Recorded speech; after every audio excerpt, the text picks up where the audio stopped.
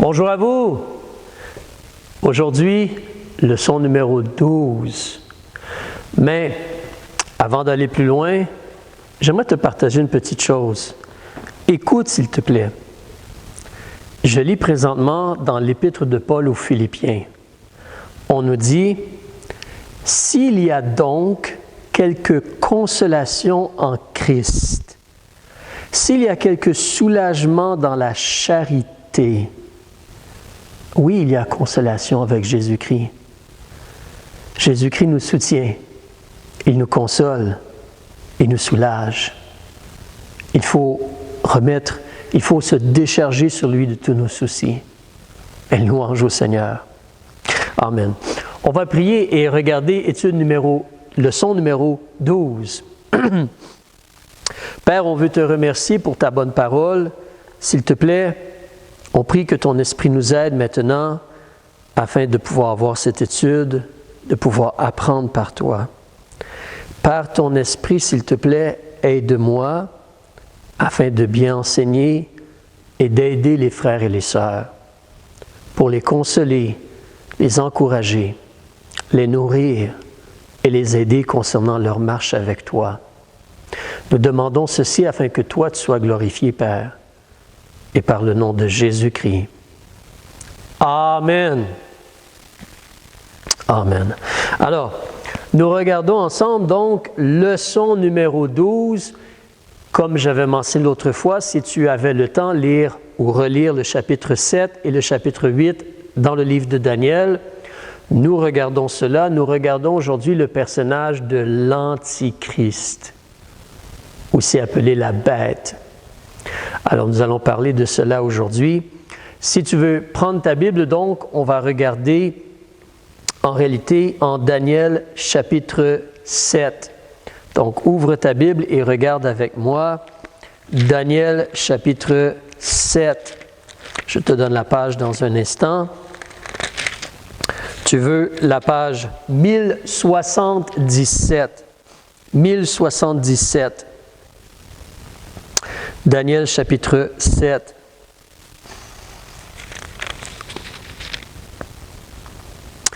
On a lu une grande partie du chapitre 7, mais il y a certaines choses qu'on n'a pas approfondies.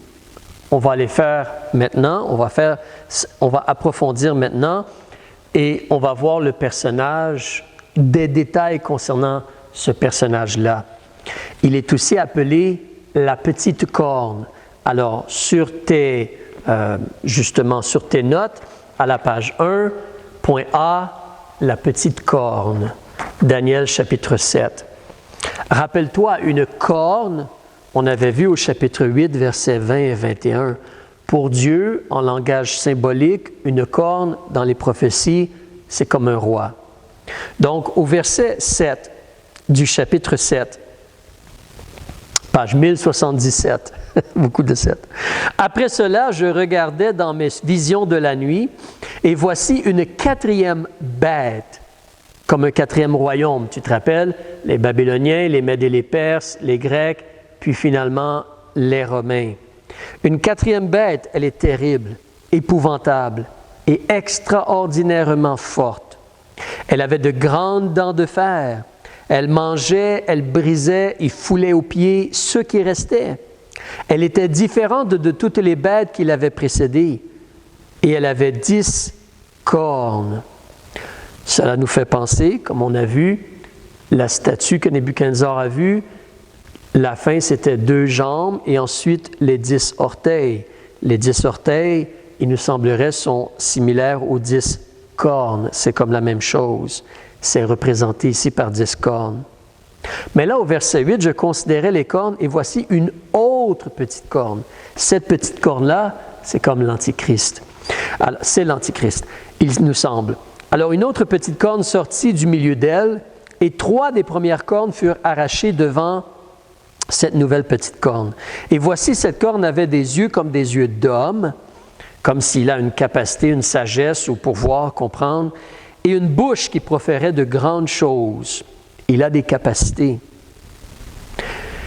On a vu ensuite au verset 9, on te parle de Dieu et ensuite de Jésus qui prend en main son règne, le verset 13, je regardais dans ces visions de la nuit, je vis comme le Fils de l'homme. Et il vint, puis au verset 14, on lui donne la domination. On a lu ces choses-là. Au verset 15, Daniel, il est un peu troublé, mais au verset 16, il s'approche d'un des assistants et quelqu'un va l'aider pour comprendre. Et là, toi et moi, on va regarder donc, si tu me permets, on va regarder ici à partir du verset 19. Donc, tu peux garder ta Bible, mais moi, au tableau ici, j'ai les versets, ou à la télévision. Alors, verset 19, on va voir justement que Daniel, il cherche à connaître la vérité touchant la quatrième bête, ou le quatrième royaume, qui était différente de toutes les autres et extraordinairement terrible, dont les dents étaient de fer et les ongles d'airain. Tu peux imaginer toute la destruction avec des ongles en airain et des dents en fer. Mangeait, brisait et foulait aux pieds ce qui restait. Et touchant les 10 cornes qui étaient sur sa tête, et touchant l'autre corne qui était sortie et devant laquelle 3 étaient tombés. 7 cornes qui avaient des yeux et une bouche qui proférait de grandes choses et qui avait une plus grande apparence que les autres. Je regardais comment cette corne faisait la guerre aux saints et prévalait sur eux. Cela n'a pas été mentionné, je crois, auparavant dans les autres versets, mais là, on te donne l'information, cette corne-là, elle fait la guerre aux saints et prévalait sur eux. Là, on continue, verset 22. Jusqu'à ce que, donc elle a fait cela jusqu'à ce que l'ancien des jours vint et que le jugement fut donné aux saints du souverain et que le temps arriva où les saints sont entrés en possession du royaume. Je vais parler de cela à la fin, mais c'est le royaume de Jésus-Christ. Alors, il me parla ici. Il, c'est l'un des assistants là, tantôt qu'on a mentionné au verset 16. L'un des assistants, comme un être céleste, lui donne l'information. Au chapitre 8, on voit que c'est clairement Gabriel. Au chapitre 9, c'est Gabriel. Ici, on te dit seulement que l'un des assistants, il me parla ici. Alors, on va expliquer à Daniel.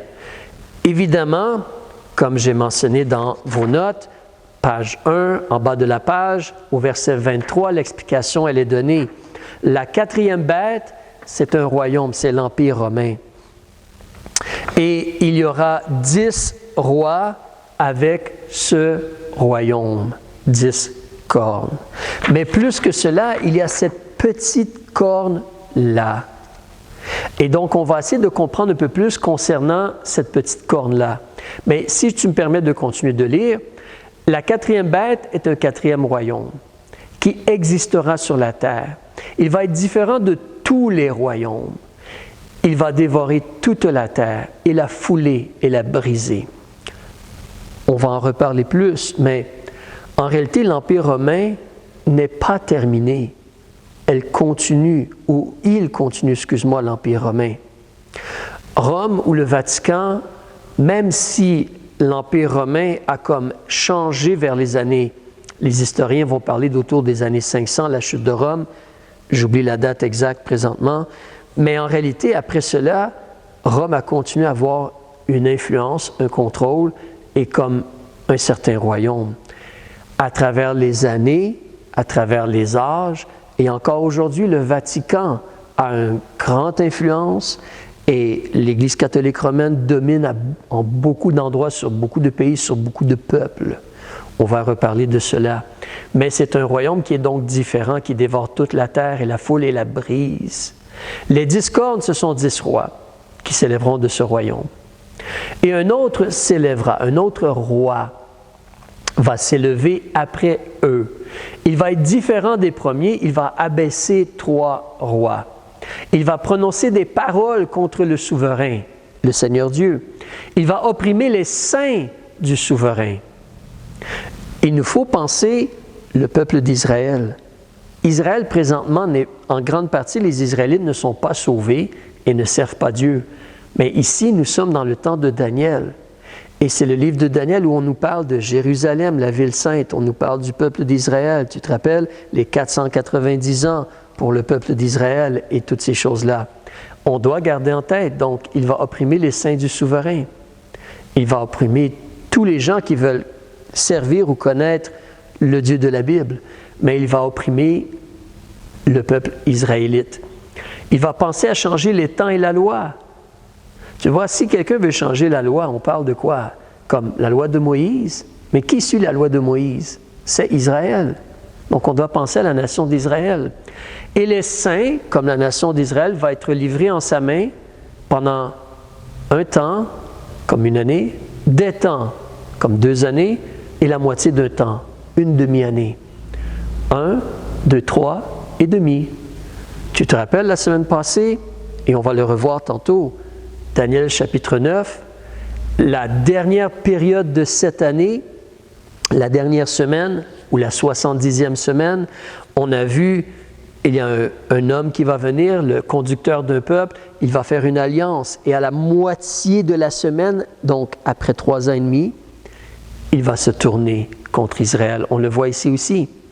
Et il va vouloir prendre le temple, s'asseoir dans le temple, se faire adorer. Il va faire cesser le sacrifice. Mais tu vois, ici, on parle encore de un temps, des temps et la moitié d'un temps. Oui, si tu as lu le livre de l'Apocalypse, cette phrase-là revient. On va mettre les deux ensemble dans les semaines à venir. Mais un temps, des temps et la moitié d'un temps. Israël va être livré entre ses mains. Après cela, verset 26, c'est le jugement.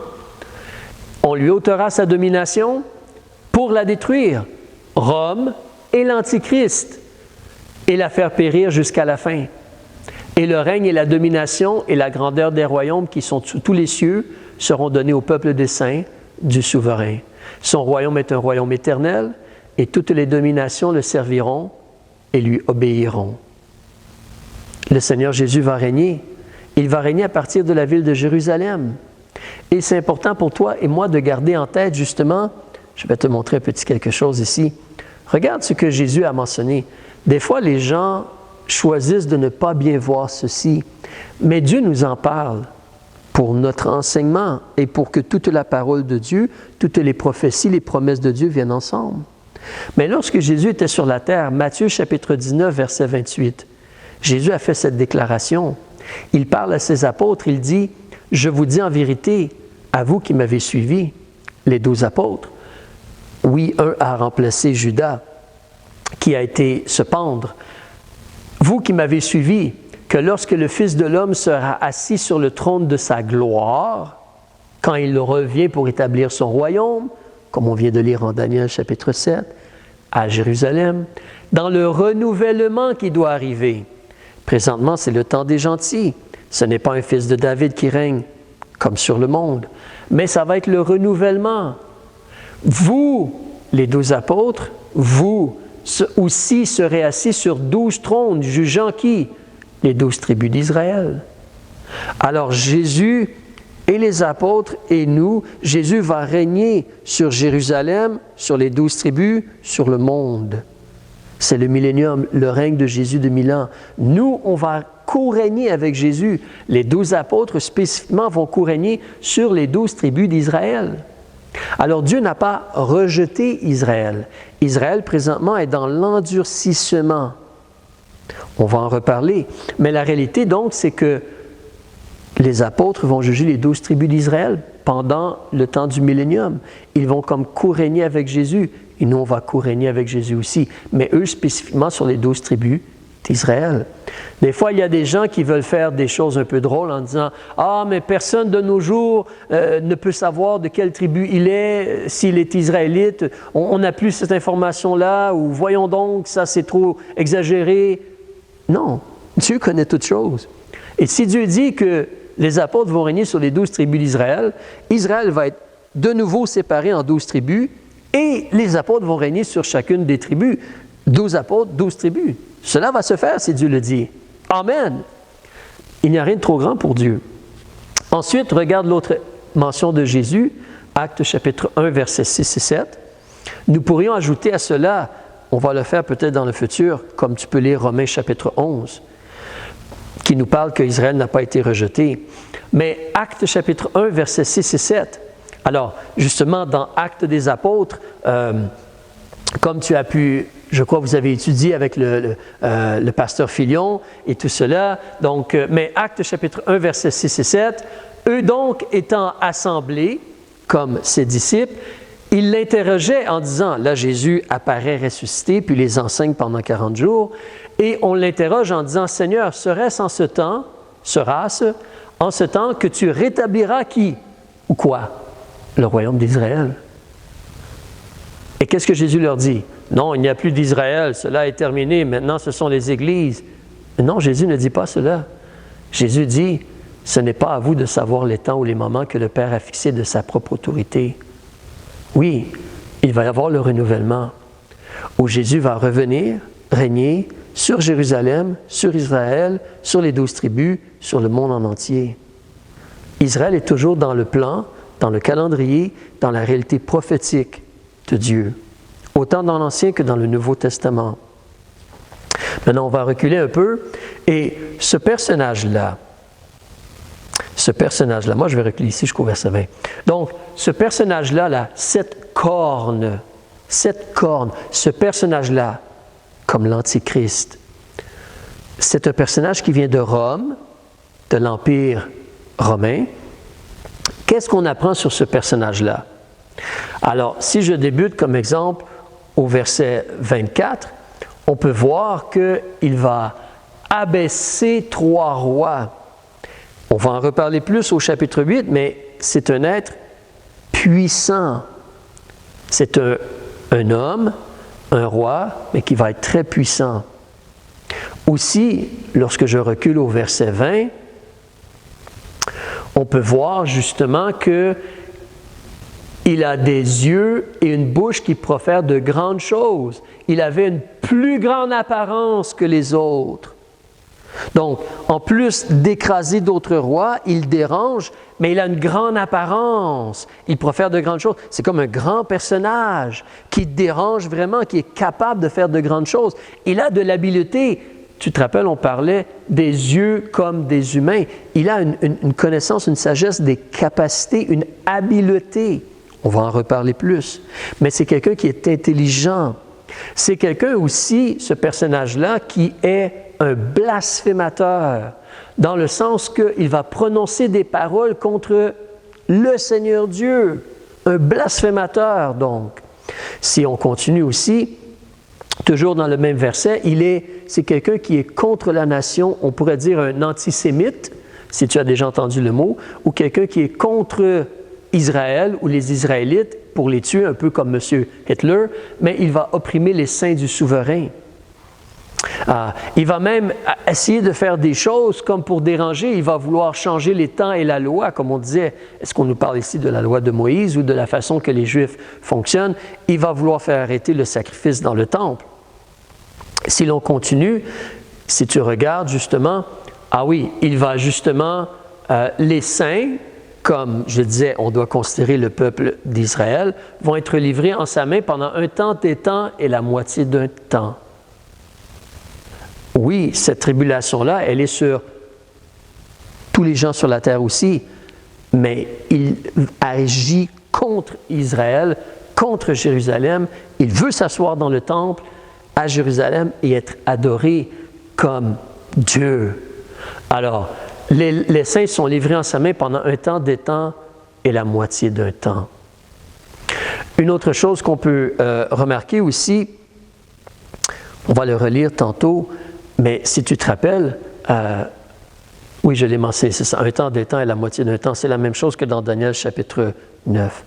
On va continuer, si tu reprends ta Bible, s'il te plaît. Alors, ici, au chapitre 7, on apprend cela concernant ce personnage, l'Antichrist. Mais là, regardons maintenant au chapitre 8. Et moi, je vais faire une petite changement ici. Donc, l'Empire grec, divisé en 4, si tu te rappelles. Et Jérusalem est juste là. Mais au chapitre 7, chapitre 8, où nous sommes rendus, nous avons lu une grande partie du chapitre 8. Tu te rappelles, il y a justement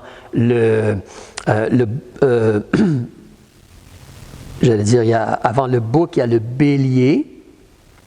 le bélier qui représente les Mèdes et des Perses. Ensuite, il y a le bouc qui représente le roi de Javan. On a lu ces choses-là. Mais regardons au verset 8, parce qu'en réalité, nous n'avons pas vraiment lu les versets 9 à 14. Nous allons les lire maintenant.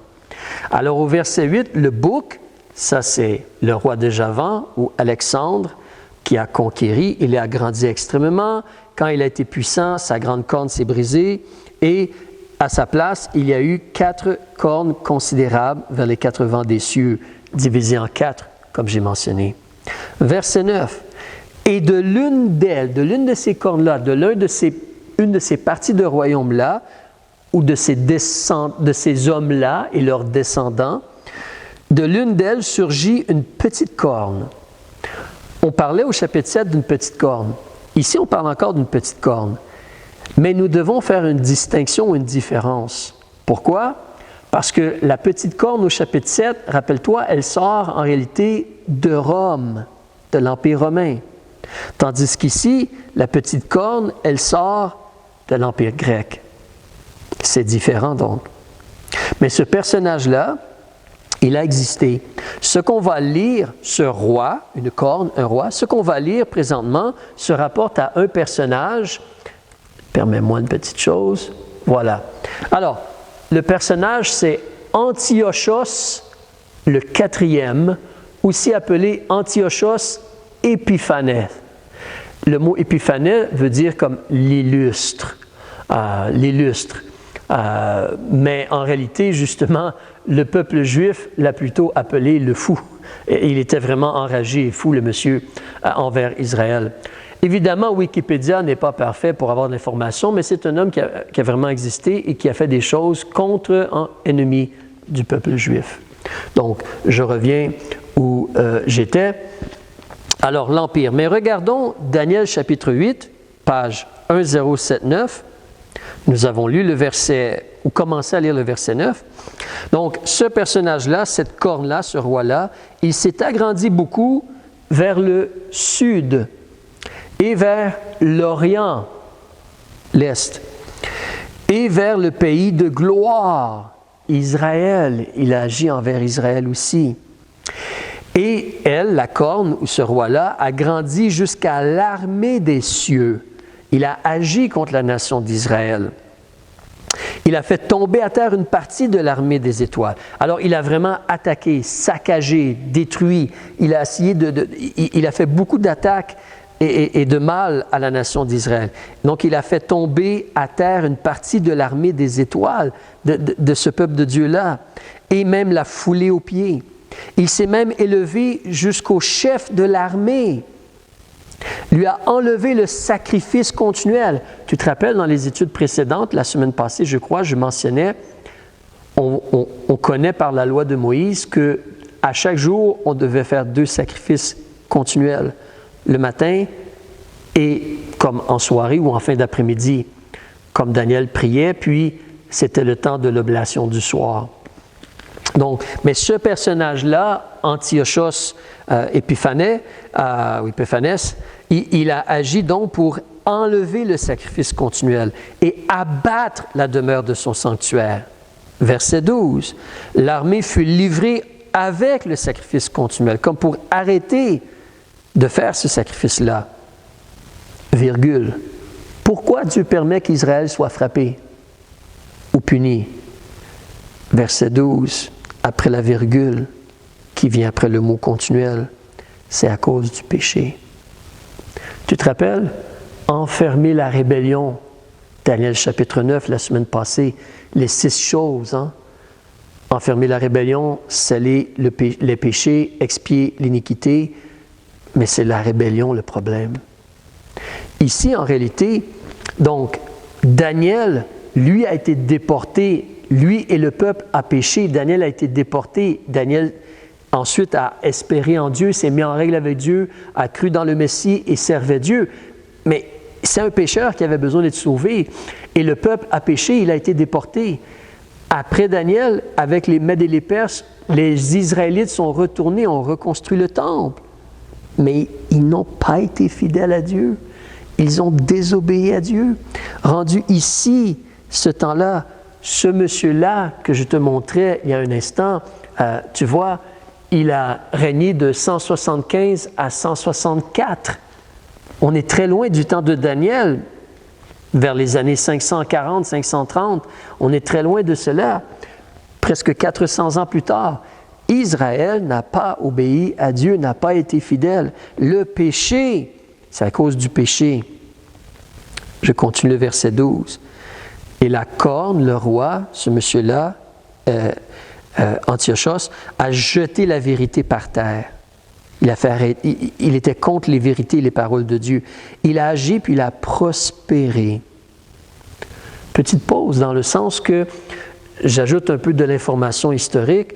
Tu vois, quand on te mentionne qu'au verset 11, il s'est élevé même jusqu'au chef de l'armée, la réalité est que l'histoire nous dit que cet homme-là, Antiochos, a ordonné de tuer, ou un meurtre, de tuer le sacrificateur, le souverain sacrificateur, comme le chef, le souverain sacrificateur, Onias le troisième.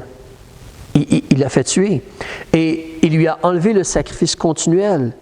Il a jeté la vérité par terre. On nous dit que Antiochos, il a ordonné d'abolir les choses de la loi juive, la Torah. Il ne voulait pas que le peuple suive la parole de Dieu ou la loi de Dieu. Comme il était un roi, puis il était puissant, puis il avait l'armée, puis il a agi contre, et techniquement, ça faisait partie de son empire. Donc, il agissait contre la nation israélite, ce petit peuple. Il agissait contre eux. Arrêtez d'obéir à la loi, de circoncire, de faire des choses. Arrêtez d'obéir à la Torah.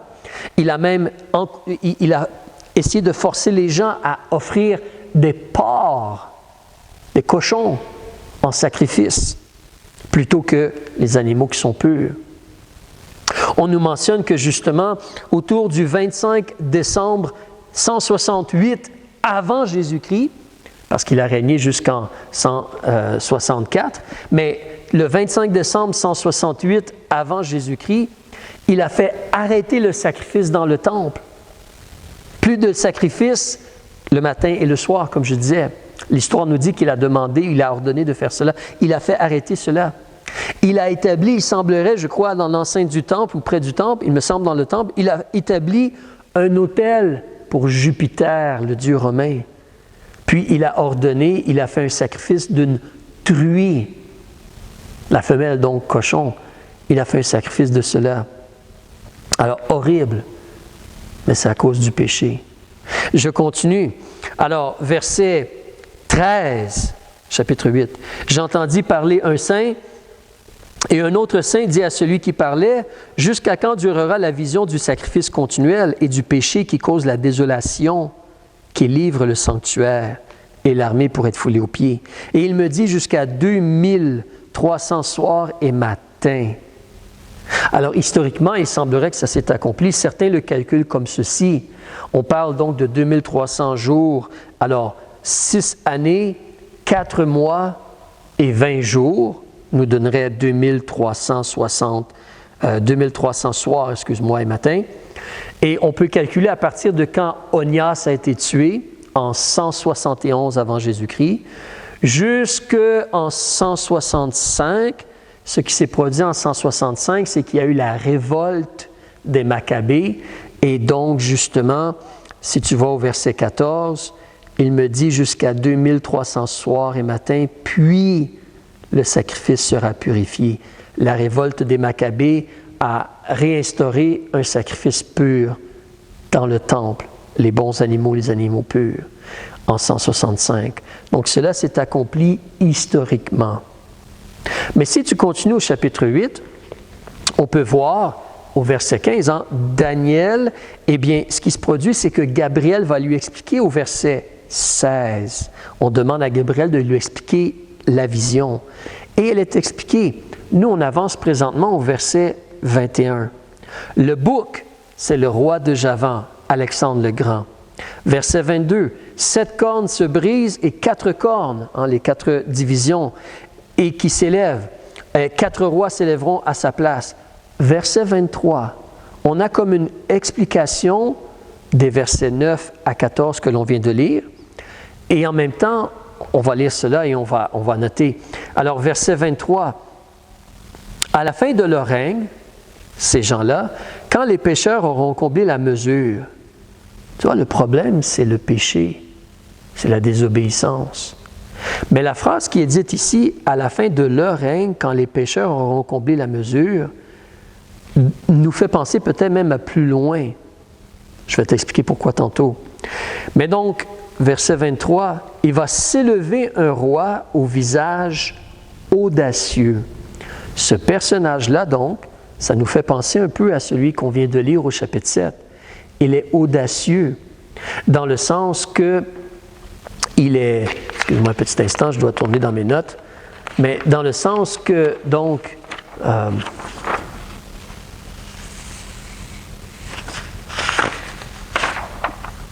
oui, c'est ça. Excuse-moi. Donc, dans le sens, le monsieur, il est audacieux, c'est-à-dire qu'il a un certain courage, mais en même temps, il y a une insolence ou une imprudence. Une imprudence. Il se permet de faire des choses.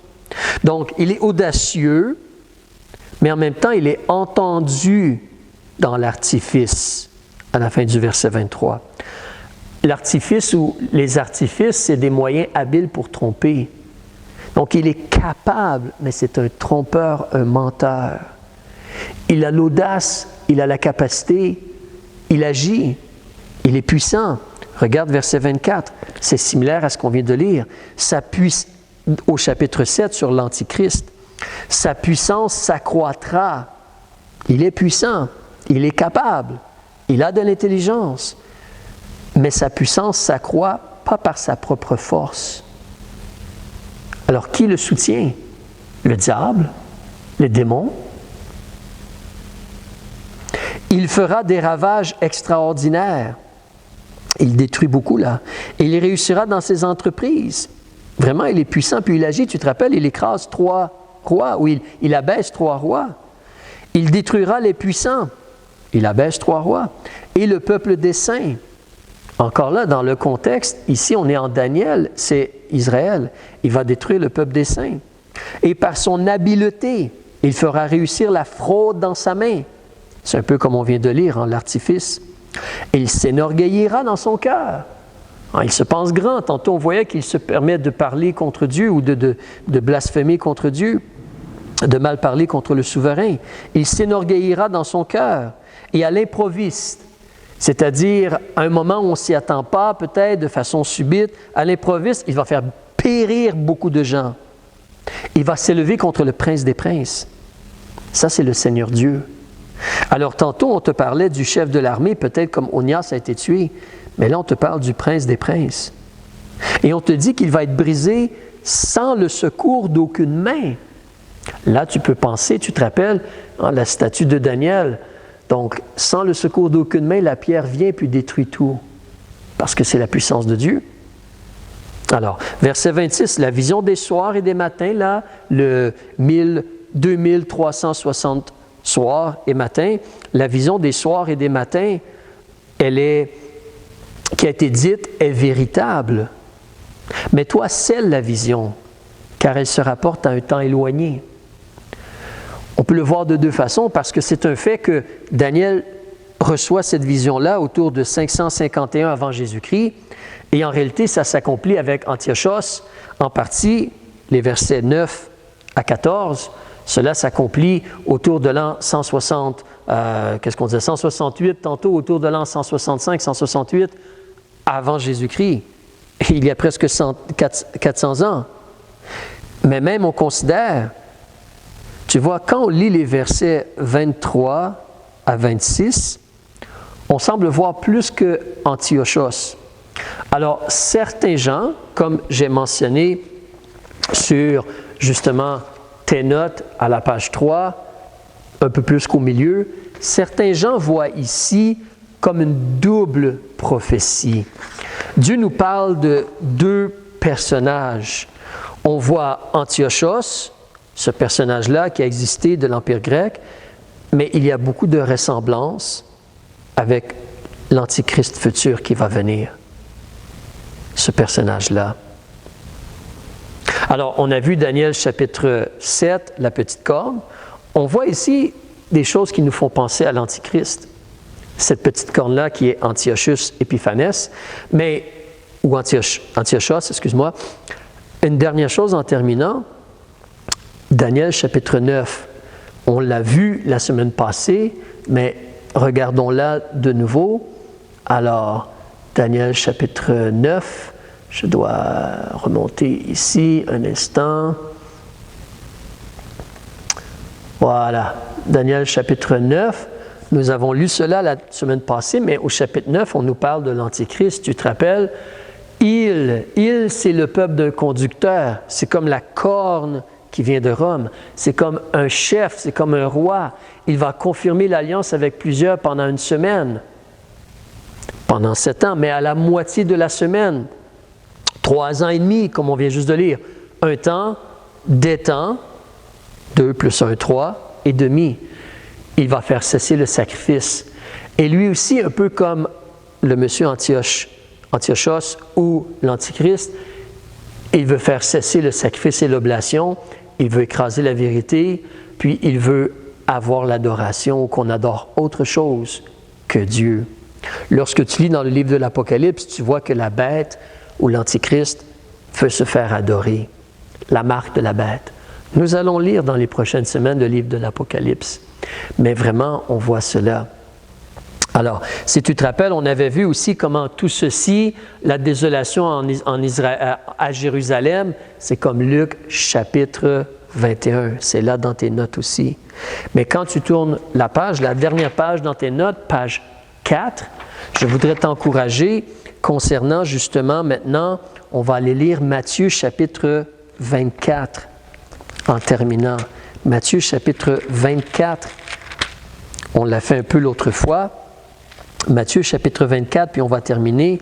Si tu regardes avec moi, donc, page 37, s'il te plaît. Matthieu chapitre 24, on va lire verset 15. Page 37. Quand donc vous verrez dans le lieu saint l'abomination de la désolation, ce personnage-là, et le fait qu'il veut se faire adorer dans le temple, dont le prophète Daniel a parlé, que celui qui le lit y fasse attention. Alors que ceux qui seront dans la Judée, tu vois, c'est Israël, que ceux qui seront dans la Judée s'enfuient aux montagnes, que celui qui sera au haut de la maison ne descende point, comme sur le toit de la maison, comme on fait en Israël, on monte sur le toit plat de la maison, puis c'est comme une terrasse. Alors, mais que celui qui est au haut de la maison ne descende point pour emporter quoi que ce soit de sa maison. Non, sauve-toi pour ta vie! Parce qu'il veut détruire Israël et tout ce qui est en Israël, là, le peuple. Que celui qui est au champ ne retourne point en arrière, ne rentre pas dans la ville de Jérusalem, sauve-toi pour ta vie! Ne retourne point en arrière pour emporter ses habits. Verset 19, malheur aux femmes qui seront enceintes et à celles qui allaiteront en ces jours-là. Mais oui, parce qu'imagine une femme en Israël qui est enceinte. Comment est-ce qu'elle va faire pour courir pour sa vie? Imagine une femme qui doit allaiter un bébé à tous les 3 ou 4 heures. Comment est-ce qu'elle va faire pour se sauver pour sa vie? Alors, c'est sérieux. Verset 20, priez que votre fuite, la nation d'Israël qui fuit devant l'Antichrist, qui veut sortir de Jérusalem et des alentours d'Israël, parce que l'Antichrist est contre eux. La bête est contre eux. Malheur aux femmes, donc, verset 20, priez que votre fuite n'arrive pas en hiver, ni en un jour de sabbat. Qui garde le sabbat? Ce n'est pas les chrétiens, c'est Israël. Pourquoi il dit priez que votre fuite n'arrive pas en hiver? Parce que même en Israël, en hiver, les nuits sont plus froides. Donc, se sauver pendant la nuit ou essayer de survivre pendant la nuit, ce n'est pas évident. Et aussi, autour de ce temps-là, je crois que... je ne suis pas certain, mais j'avais lu qu'il y a la réalité aussi peut-être que les rivières sont plus hautes. Alors, de traverser des rivières, ça peut être plus difficile et tout cela. Mais priez que votre fuite n'arrive pas en hiver. Pourquoi, verset 21? Car alors, il y aura une grande affliction, telle qu'il n'y en a point eu depuis le commencement du monde jusqu'à présent.